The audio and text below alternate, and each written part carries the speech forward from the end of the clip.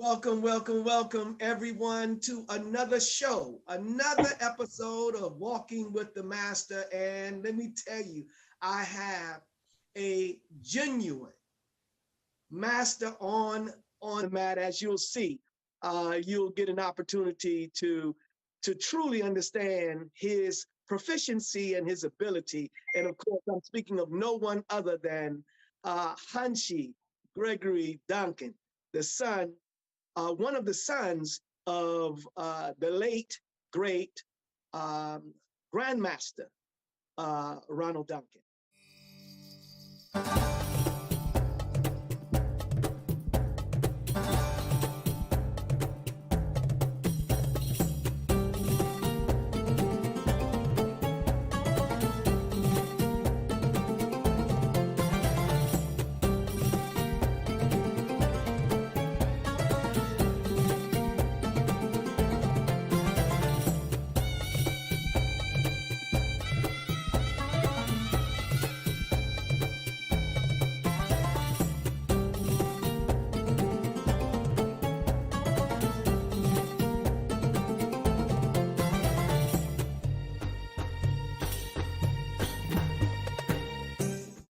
Welcome, Hanshi. How are you doing? I'm doing well. Thank you very much. And good morning, Grandmaster Muhammad. I'm doing Man, good. I just want to thank you very much for allowing me this opportunity to come on and spend some time with you and have our conversation. Thank you. yes, you're very welcome.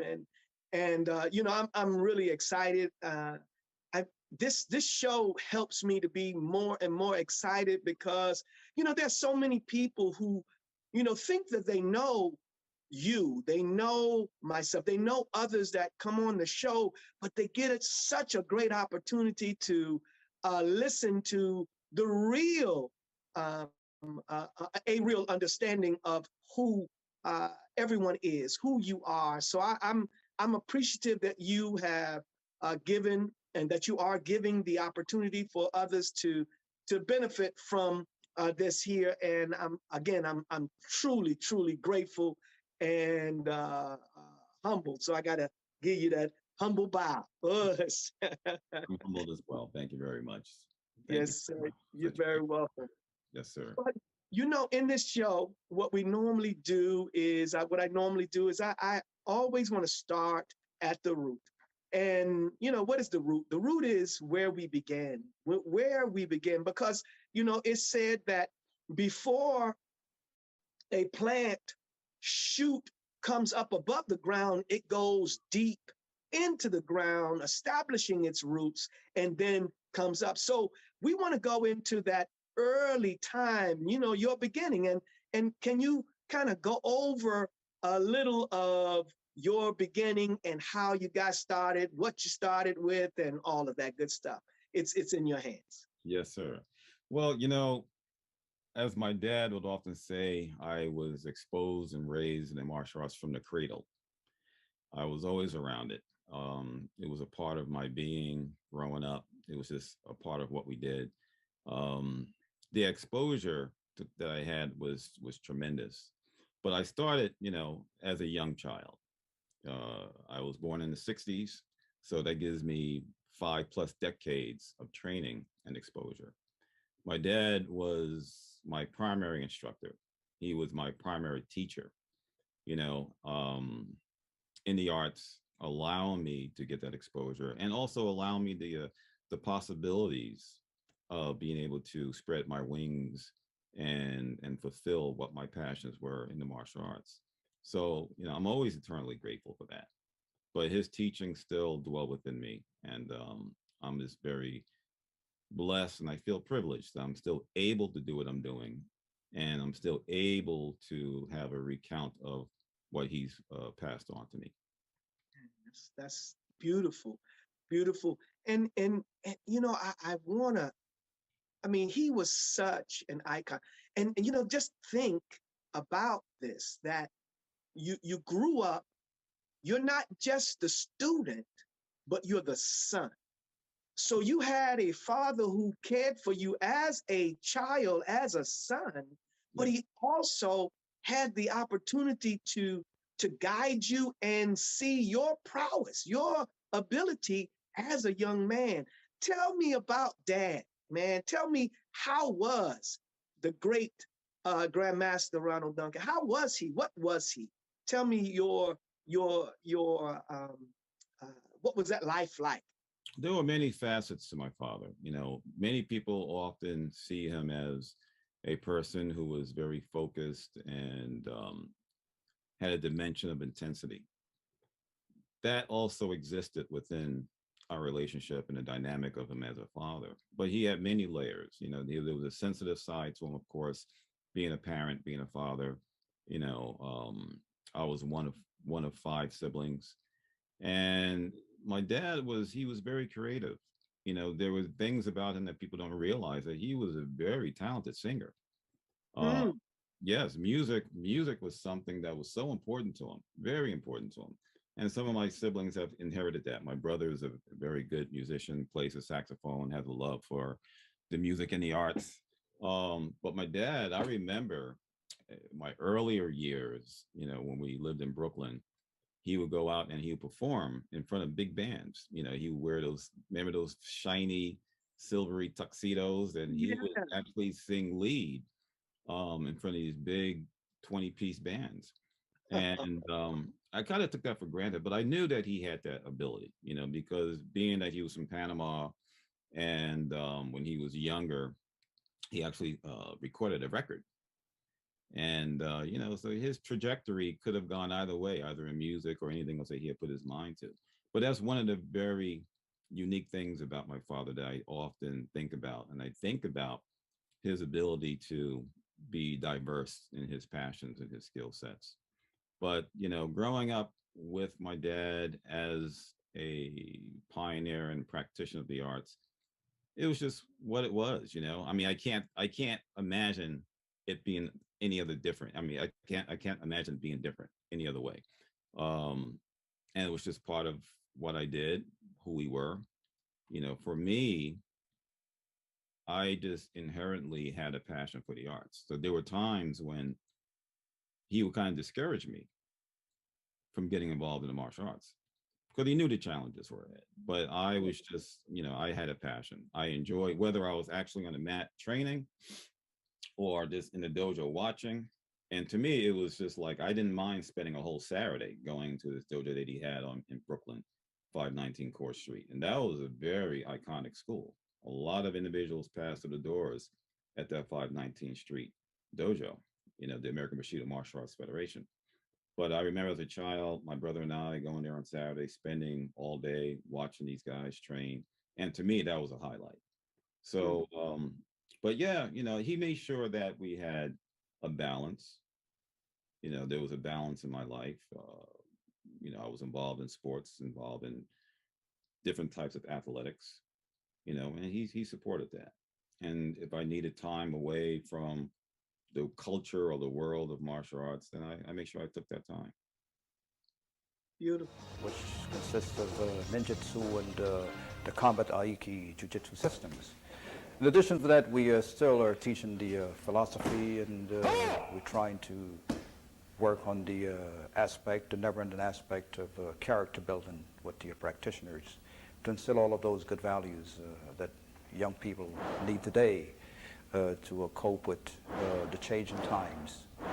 I don't teach as much as I used to. I don't get a chance to teach anymore. I have, my son Greg is my chief assistant instructor. I have other individuals in the dojo, Mr. Mel Oliver, Orpheus Haywood, and all of the black belts, Livingston Kelly, Carl Hopkins. These are young men who are giving much of their lives to the dojo, and they've been very helpful to me. I tell you, to be honest with you, sometimes I want to teach, they won't even let me, because they're so devoted, and and in addition to being devoted, they're very skilled practitioners.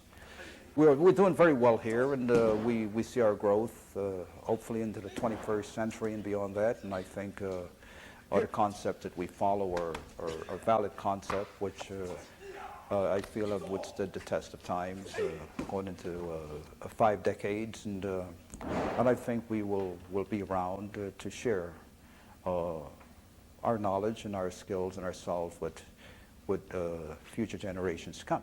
You know, there was a period when I had given an event in 1990, Yes.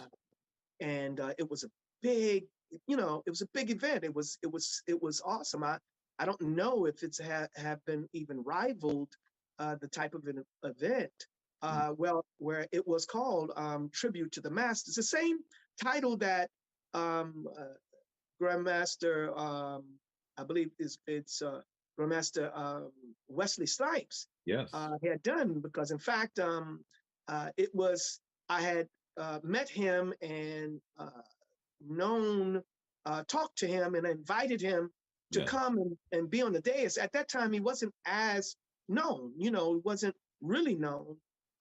In that time, we were actually shooting at that point, New Jack City, Yeah. that he was in. Yeah. So he had come to that event and he was there. Now, this particular event had, some major martial artists way past my, acumen even, and it was incredible. But I mentioned that because my attempt to get Shinan Antonio Pereira to come to the event, um, there were some things that had happened, and I'm not going to go into all of that. It was great, but Yeah. the end result of it, I was at his school. He said, "Come, young man, follow me," and he took me into his office. And when he took me into his office, he said, "Let me show you something," and he opened up an album. And in this album, I saw your father. I saw Grand Professor V. I saw Dr. Moses Powell. They had on black belts. It was no. They just had on black gis, black belts. I mean, and it was years earlier, Yes. and I was, I was in amazement. And he said to me at that time, he said, "Young man," he said, "because of you, I'm bringing my whole school over." And Mm. he literally, to that event, he brought, easily it was 50 black belts Wow. and their families. I had maybe 75. And I had at that event about just under 1,000, about 960 something people Yes. at that event. And it was incredible. But I was mentioning that to just say that your father, that's the point that Yeah. I'm making right now, is that the black martial artists were together in a great aspect, even though they were separate in terms of what they were doing. Right. But there were times they came together, like when we come together, and we're from different systems and styles, but Right. our care for each other. So I wanted to just mention that. Yeah. That they had some relationship way back in the 50s, Mhm. that they were dealing and coming together for whatever the reason, for training purposes, of course, and Right. and even more, I'm sure. So in terms of Dad, and I'm just staying with Dad for a minute, Yeah. so that he deserves so much, because he's had to fare so many different things, especially back in that time. See, we don't realize, many people that may be listening, they don't realize how difficult it was Mhm. to come up in that time and not be consumed by somebody else, Right. by another system, that they made they made their system to be accepted and appreciated because of what they did. Right. So if you could uh, speak to some of that, that would be great, and we'll move on from there. Well, yes, my my father, his history runs very deep, going back into the 50s. Yes. Going back into the 50s. Of course, even being born in Panama, he had exposure to the martial arts then as well. He started off in boxing. He studied some Chinese arts. He studied Chi Chi Su, which is Chinese nerve pinching. But he was always exposed. He had a very early exposure to the martial art. And I say all this because his progression and his exposure to it also led up into how he evolved and was able to have a vision that allowed him to develop his skill sets and his system. But in the 50s, we all know what this country was like in the 50s when it came to the cultural landscape. That's right. And he had to endure certain things. And it's very quite historic because his one of his early instructors, Professor Ernie Cates, incredible judo slash jujitsuka. And he was one of the top practitioners at the time. And he was a Marine. My father was a Marine. And this story is told often. This story is told quite often that when my father had eventually started training with Professor Cates, and this is down in Greensboro, South Carolina, I believe, North Carolina, South Carolina, where the Camp Lejeune base would be. Mhm. And he walked several miles through a town that was very hostile and very segregated. Mm. And when he walked into that dojo, everybody literally stopped and he walked to the front door. Okay, this is 1956, Yes. 57. He walked to the front door and they literally had to cover up those windows. So he broke that barrier. He broke the Mm. racial barrier.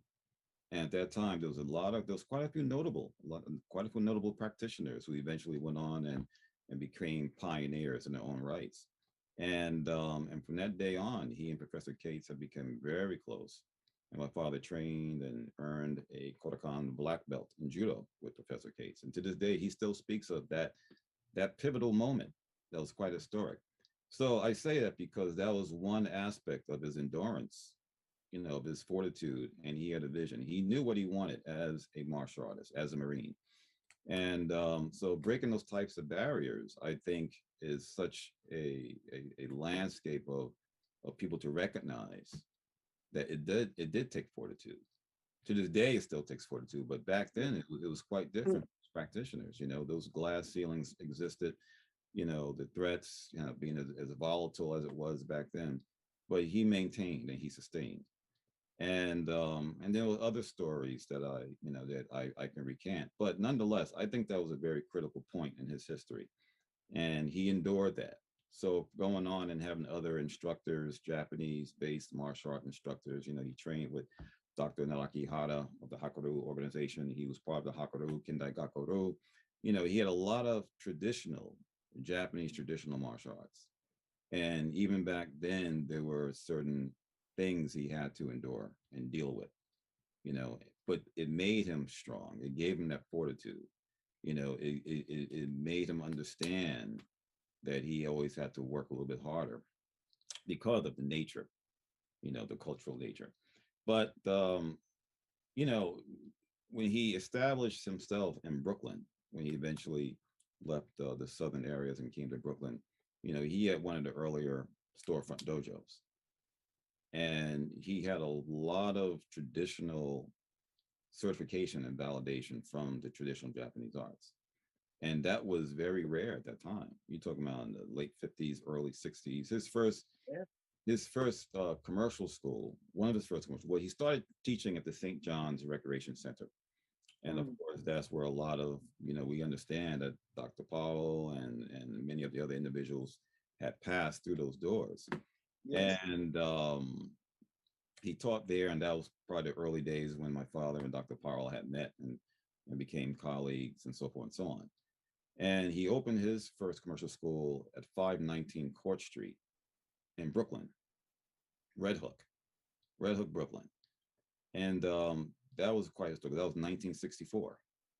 And at that time, he was teaching traditional martial arts from Aikijitsu, Jiu-Jitsu, Goshindo Kempo under Naraki Hara. He was part of Hakoru organization. And that was a very pivotal point, especially in the East Coast martial arts. So, and of course, at that time, there's still a certain cultural dynamic that, he had to overcome.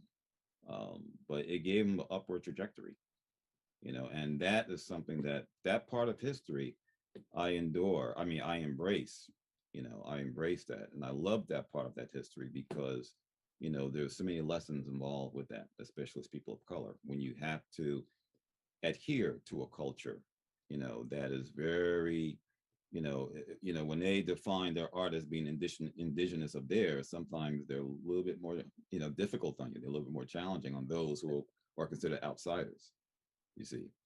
But, to your point, he had to overcome, like many other practitioners at that time. He had to overcome. But, to use the term pioneer, he was a pioneer. Yes. He broke a lot of barriers. That's so beautiful. And we have to honor real pioneers such as that, because if they actually set the stage for us to do what we do the way we do it, and they had to endure so much more than us. We have to give them all of the credit in the world for doing what they have done. That's So, so now, in terms of yourself now, and you're a young man coming up in the art under your dad, and what were some of the difficulties that you may have come across in just being the son of someone who is already recognized as an icon when you were even growing up? Well, that's a good question. I mean, of course, there's always going to be expectations. People have expectations. And I think with that being said, I kind of put my own pressure on my own self because, I always want to live up to those expectations. Yes. Now, did he put the expectations on me? No, he didn't. But I put it on myself. I realized that, okay, this is what I'm a part of. And being who I am, I was always a stickler for details and somewhat of a perfectionist. So I always strive to make sure that I had a certain level of skill set. Being able to embrace what was disposable to me in terms of everything, being able to absorb, everybody who I came in contact with. But my challenges were a little bit different. I think it was really more so predicated on what I perceived as being an expectation. Now, some people may have had biases because for whatever reason, they probably had a bias towards my father. Therefore, they have a bias towards myself. But that didn't really, it didn't factor in for me.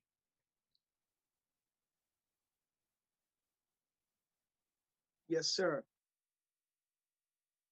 Well, you still there? Yes, I'm still here. Okay, Yeah. good. Well, I mean, see, that is a mark that I believe of a champion, because the champion themselves, see, you already saw the ability in your father, in the system itself. So you created and put on yourself the expectations that you felt were necessary for being able to come up. I understand that. I would hope that others would understand what that means. See, because while some people are operating off of expectations of others, right, when you put on yourself, and when you see what you're looking at and you see it as being great, then you have to put on yourself the expectations to relate and operate off of the greatness that you see. So I understand and I appreciate that, what you just said, in terms of putting on yourself expectations so that we kept it up. Because um, you came up in a time too, and I don't know if you've experienced much of it. I mean, they didn't actually come into my school and some of our schools because I believe they understood, but there were back in the days, back in the 70s, they would there were dojos that would actually go to other dojos to challenge teachers. Mm-hmm. I'm familiar with that. Yeah. I'm familiar with that. Yeah. And I know some that actually, this actually happened to, but there were those that they didn't attempt that uh, with every dojo, but Right. they did do it with some. So I guess their expectations, they had expectations too, Oh yeah. that they gave to themselves, because it wasn't every dojo that they walked into, Yeah. if you could imagine. Mm. Yeah, those are very interesting times. A lot of stories I've heard and come across, but fortunately today there's a different mindset. I Yes. think there's a different level of consciousness, and but of course it was very competitive back in the day, and people had to prove themselves in different manners, and I think that carries over from the Japanese culture as well. Yes. It's also stated, and it's a fact that people, if you walked into a dojo a certain way, dressed a certain way, that signified that that was a challenge. You know, and so I think that kind of carried over. But fortunately, today we don't have to contend with that in that regard. There are challenges in other ways. Now we have social media. That does it, Yes. right? Yeah, the internet. Uh, That's right. but yeah, the '70s was quite interesting. But Yes. it forged us. Yes. Yes. So with that being said, Hanshi, tell me, what are your thoughts about differences from yesterday's student and today's student? Well, I think the difference is a reflection of the culture. You know, I say culturally, the mindset is different. It carries over into how people are going to train. And this is nothing genuine in this conversation. I mean, everybody kind of agrees that because we're in a faster paced culture, a faster paced society, we have access, we have disposal of content, information is right there at our fingertips. So I think that that kind of permeates in how people behave and what they expect. So, if somebody steps into a dojo, in their mind, they think they can acquire a certain amount of knowledge probably within 18 months, And not saying Right. that they can't, because, you can just click on whatever link and you can get access to certain things, and it kind of permeates and it sinks into your consciousness of what's available and what you can do. I think it changes the approach of training, because there is a lot of content. There is a lot of information. And I think if utilized the right way, you can educate yourself as a martial artist exponentially greater than maybe 2 or 3 generations ago. You know, if I wanted to figure something out as a youth, you know, I had to get on my bike and ride to the library and research it. Yes. If you couldn't find it in the bookstore or whatever, you're going to libraries. And when you found what you're looking for, that was golden. That was true research. But now, you can just Google it, everything pops up and it's right there. So I think that kind of impacts the the way people train today. I think it has an impact on people's nature, the essence of what they bring to the floor, what they bring to the mat.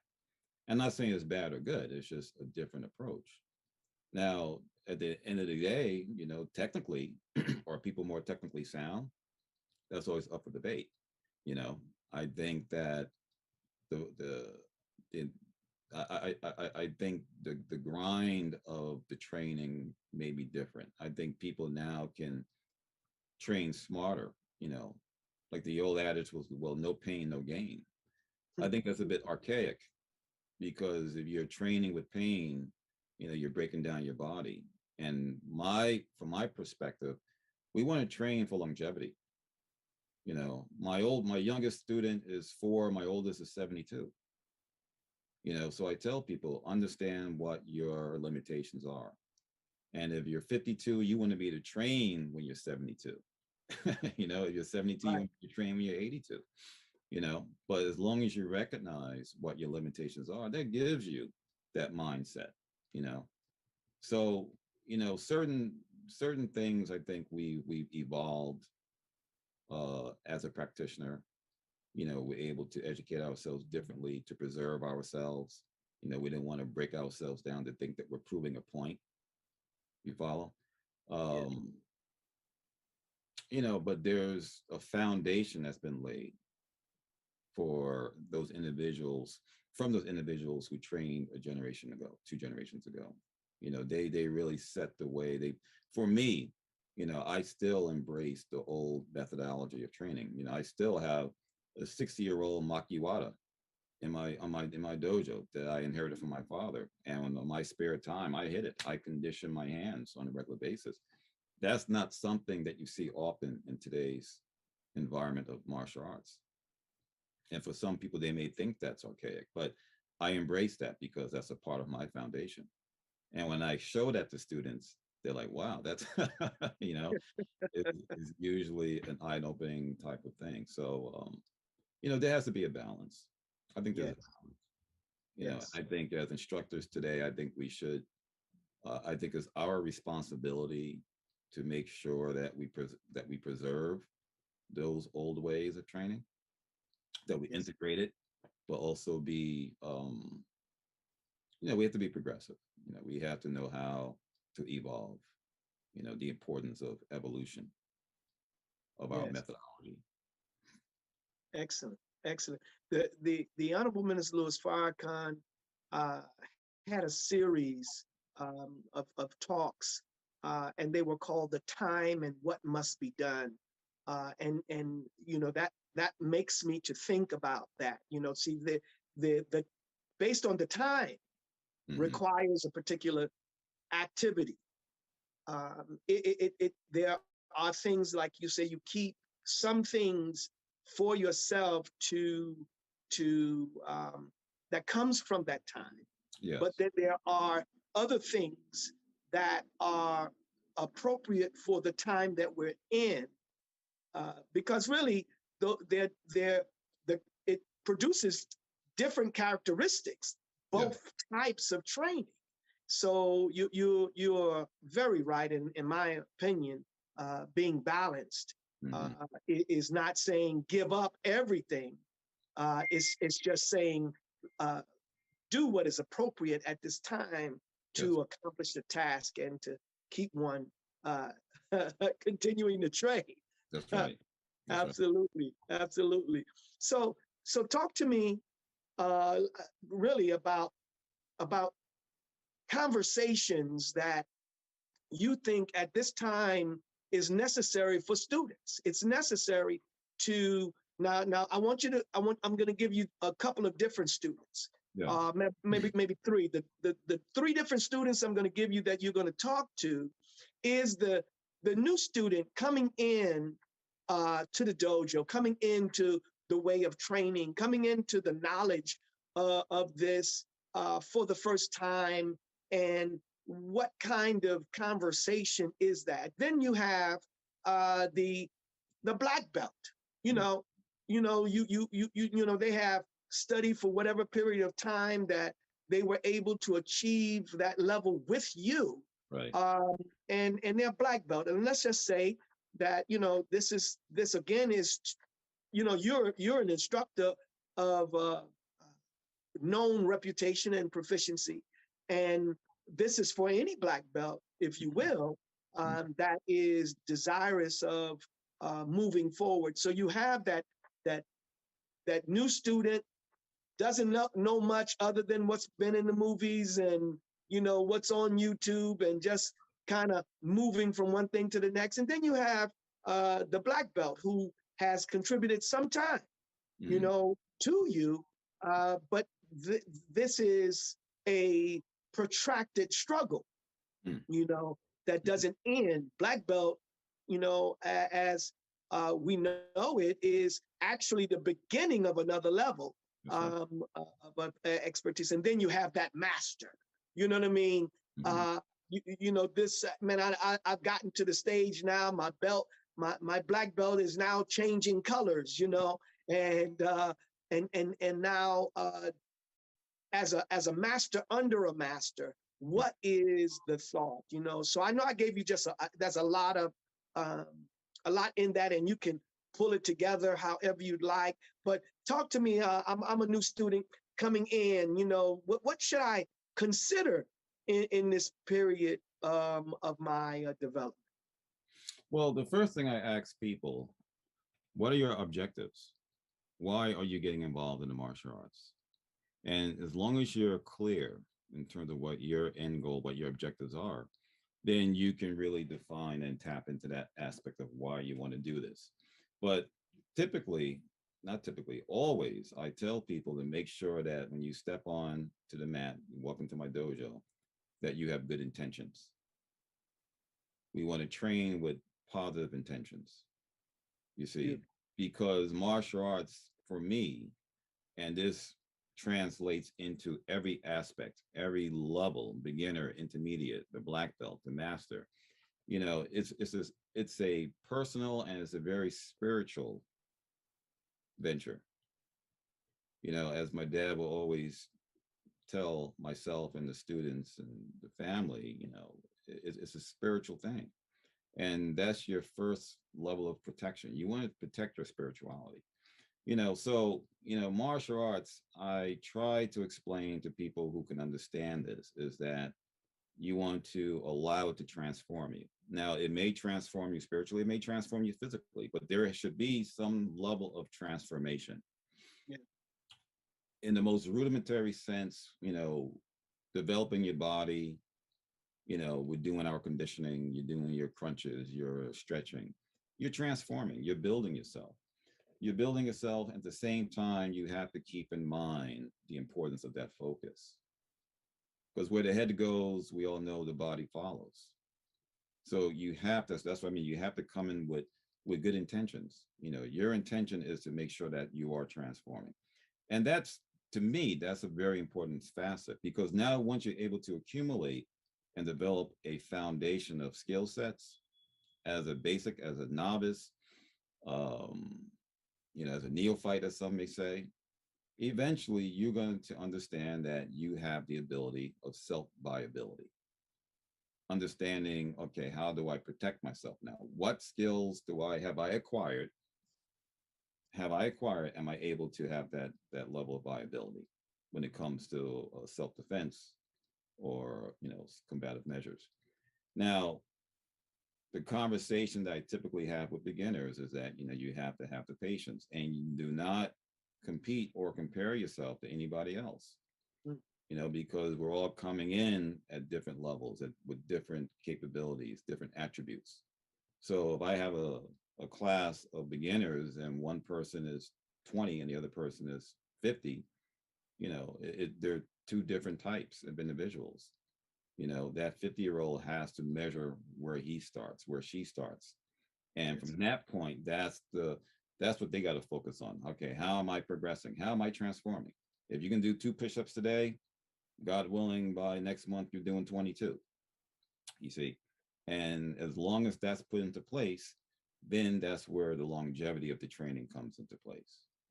Um, as we progress, then of course, there's always that conversation of reality. Okay. Realistically, what are your limitations? What are your strengths and what are your limitations? And if you can come in terms with that and recognize what your limitations are. I mean, if somebody just says to me, well, I want to be able to kick straight up in the air, but meanwhile, you have bad hips or you have a hip replacement, is that realistic? Right. Is that realistic? So the way I've always been taught, and the way philosophically my father will always try to transmit, was that we have to constantly make adjustments. If you're able to make adjustments based upon what your realization is, then that's when you really start fulfilling what your objectives may be. You see, and it all interconnects, but I think we should never um, let the importance of our spirituality dissipate. That's something said that there should always be first and foremost. because we're, as beings, as people, we're spiritual people. Am I right? That's that's right. And everything we do is interconnected with that. So when we understand that, I think that that plays a heavy role in our martial art journey. Of course, we understand the combatives. That goes without saying. We want to make sure that we have a certain degree of proficiency and understanding of what's going to allow you, that's going to give you that insurance. Nothing's ever guaranteed, but at least we have that much more insurance of Yeah. being Yes. viable. You follow. And then, of course, as you progress and you get into your later years of training and more experience and more exposure, and as you stated, that belt is very symbolic. As you stated, your belt now, I have a few of them. I have a couple of black belts that are now they're not even black anymore. Yeah, right. They Right. turn to white. And I think philosophically, and I think it's interesting because life is that complete circle, and there's an old adage, you know, twice a child, once an adult. Hmm. You see, when we're babies, we're being nurtured and we're relying upon those who are caring for us. And then when we get to adulthood, now we think we know it all. And those who took care of us, this guy's a fool, and then eventually you mature. And now you understand the wisdom that was bestowed upon you from those who came before you. And you see things much more differently. So it was almost like a brand new beginning of understanding. You raised and you've risen yourself psychologically, spiritually. Your wisdom is different. So if you look at that and say twice a child, once an adult, I think that that ties in to who we are as martial artists. If you are blessed to have that amount of longevity as a practitioner, you know, um, as I get older and I see that I have to make certain adjustments, being 5 decades plus into this game, into this way of life, um, I feel, first of all, I feel extremely blessed because I'm still able to do what I had a lifetime of a passion doing. Yes. I'm still able to do it. I'm still healthy. Martial arts has given me a vehicle of understanding the importance of health. It's given me a vehicle of being able to um, help others, being able to transmit and pass on certain things to others that's going to help them transform. So to me, that's an extreme blessing. Yeah. Um, and I don't take that for granted. I never ever take that for granted. To be able to share and pass along certain things that are very important to you and to the world and in life, that's an extreme blessing right there. As trite as that may sound, but these are things that we cannot overlook and we cannot take for granted. Beautiful. Beautiful. And the master, you know, I guess we can call them, or I know we look for them to be um, those who will maintain the legacy Yeah. and continue to spread the legacy uh, uh, without much deviation. Mm. So what in with that in mind, Yes. talk to us masters, talk to the masters about, you know, what we should be thinking, what we should be doing, how, what kind of focus we should have in this uh, Well, perpetuation.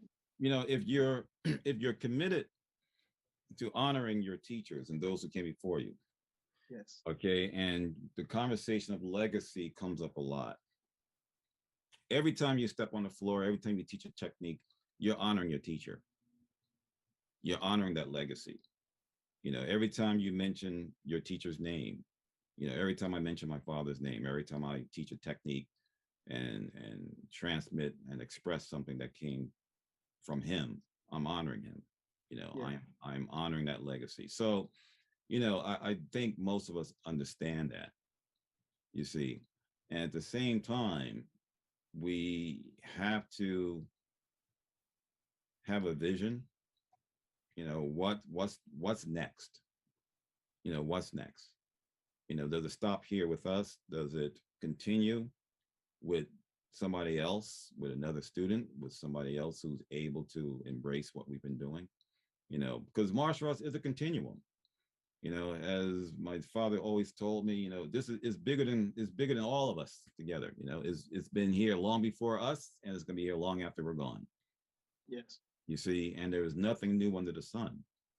You see, it's interesting. I remember one of my students had brought me she had shared a book that she had. It was written and it was published in it could have been like in the 1920s. And it was a judo / jujitsu book. This thing was an artifact. It was a beautiful book. And I'm looking at this book that was done in the 1920s, 1914, whatever. And I'm looking at these techniques, and the same thing that we practice in jujitsu, taijutsu 100 years ago. You see? So, the point that I make is that, it's been here, it's been here since the beginning of time, and it's going to continue to be here. So in terms of our specific vision and our specific legacy based upon our lineage, we have to be very responsible, with that. If it means that much to us, we have to be very responsible, and we have to take care of it and protect it. Beautiful, beautiful. I love it, man. I love talking to you. Yeah. I appreciate your intellect. I appreciate your disposition. Your character is flawless. Yeah, it's just beautiful. I appreciate you in that way, and I would ask, of course, for us later on to be able to come together again and have dialogue, because this is, so important for our students and others to understand you. I mentioned this before, that, Doc used to say, I am Sanukis. Now, he was saying himself, he was Sanukis. And I didn't quite understand. And I had a more of an immature understanding of that, because it was like I was studying too, and he's saying he's Sanukis, like, man, but I didn't really understand. And it was really after Doc just after Doc passed that I began to understand, because I realized that it was his giving of himself. He embodied what he did, and we were studying him as we thought we were studying a system, but we were studying a man. And we were mimicking and trying to do our best in that way, so I understood, and it was absolutely perfect. And in fact, I appreciated Sanukis being him so much more, that now I feel so good trying to continue to instill in me him. Yes. It was a blessing that he shared himself with all of us, and your father and others, that they shared themselves with us. And I offer this platform for the opportunity for many others to get a chance to know the masters that we have walked with, and the masters that actually we have become, that we are walking with others. So I want to thank you. I want to thank you for the opportunity of coming on and sharing, with them. And I got to say this too, that of course I appreciate and I love the fact that I can share with others this, but, it's personally, so beneficial for me to get an opportunity to hear and experience you and others in such a personal way. And, so I'm personally thankful and grateful that you have given me the opportunity to share yourself with me, and through this medium, we are able to give it to others. Thank you, Hanshi. Thank you. I appreciate it. I'm humbled. And again, thank you for allowing me to share this time with you. I appreciate what you do. I appreciate what you represent. And you built yourself an incredible legacy as well, you know, and the martial art world appreciates you for that. So, you know, I appreciate you. I appreciate the fact that we've had this time, and, you know, continue blessings, grace and peace as always. Yes. But there's something that I wanted to share. I was looking through my scrapbook, and well, there's an image, you know, this is going back to 1964, the 1964 World's Fair. Ah, yes. Yeah. Wow. Yes. And here's if you can see it, there's a picture of my dad and Doc, you know, when they performed at the Japanese pavilion. Man. And that was part of the Dr. Nakihara's team, the jiu-jitsu team that performed at the Japanese pavilion in 1964 and in 65, you know, Yes. at New York City World's Fair. So that in itself is another piece of history that is so valuable, you know. And there's always a connectivity there. And I'm just I love history. I'm just a nerd or a geek when it comes to that, you know. And you know, and in closing, there's something that, you know, I wanted to make mention earlier. The connectivity of today and yesterday, you know, this is a Yawata stick, a Yubibo Yawata stick this was my father's. This is about 60 years old. And I keep it close to me. I keep it tucked away here. But I remember he always carried this, all right? And you understand the significance of it and philosophically what this represents, you know. And whenever I touch this, you know, I know that he's touched it, you know. I know his DNA is on this, you know, and I always feel that much more stronger. And I love using it, you know. It's one of those things that's just a perfect feel, and you can never ever find these. But this was something that he carried in his suit pocket all the time. But this is very dear to me. So this is something that I look at, and it reminds me of his journey, you know. And this stick here is my very first weapon. I got when I was 10 years old, and I actually performed with this at Madison Square Garden, and it was custom made. I was a little guy. It was custom made to fit my hand and fit my forearm. And I remember I performed with this at Madison Square Garden, right there at the Felt Forum. So I hold on to these things because it keeps me grateful that, you know, I'm still here and I'm able to share stuff like that and speak about this and do what we're doing. Awesome. Awesome. I mean, that's beautiful. I appreciate that. That's some great history. I would love if you could just take a shot of that picture, and so I could have it in my scrapbook too. Yes. I would appreciate that. Thank you, Hanshi Gregory Duncan. Thank you very much for your time, your patience, and being you. May God continue to bless you as I greet you. Grace and peace. Thank you. All right, family. Listen, you got it right here. You saw it.